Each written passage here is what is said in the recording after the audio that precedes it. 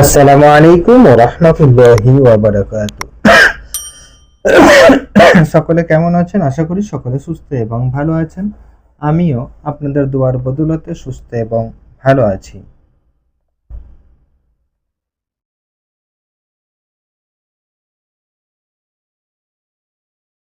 মিম, ইয়া, ফা, আলিফ,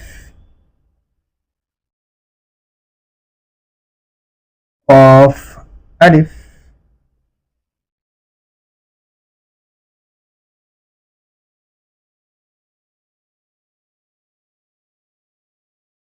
গাইন,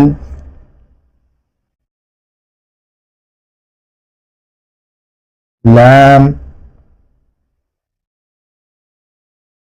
ইয়া,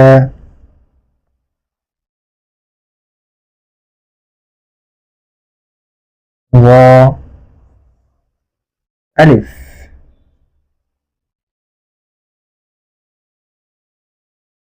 এখন এর হারাকাতগুলি দেব।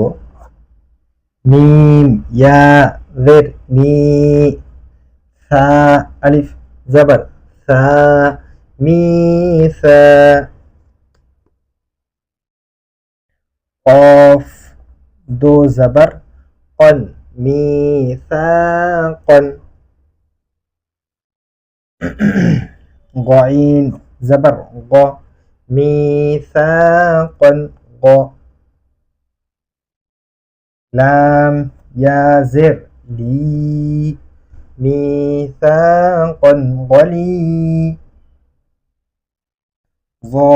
দো জবর, জন, ميثاقا غليظا ميثاقا غليظا ميثاقا غليظا ميم يا زر مي ثا ألف زبر ثا ميثا قاف دو زبر قن ميثاقا غين زبر ض ميثاقا ض لام يا زر لي ميثاقا ولي دو زبر ظن ميثاقا غليظا ميثاقا غليظا।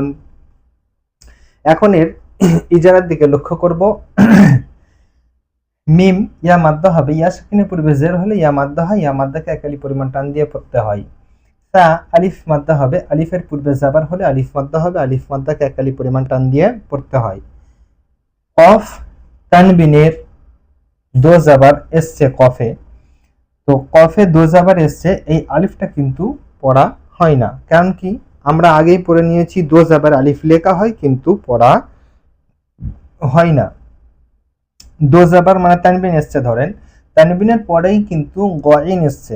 গইনটা কার অক্ষর? আমরা পড়েছি হরফে হালকির অক্ষর। হরফের হালকি হচ্ছে 6টি, হামজা, হা, আইন, হা, গইন, খ, এর মধ্যে হতে গইন এটা এসে গেছে। ওই জন্য এই কফটাকে বিনা গুন্নায় স্পষ্ট করে পড়তে হবে। একে বলা হয় কি, নুন সাকিন অথবা তানবিনের ইজহার বলা হয়। এখানে এখন তানবিন এসছে, তাই তানবিনের ইজহার এখানে বলা হয়।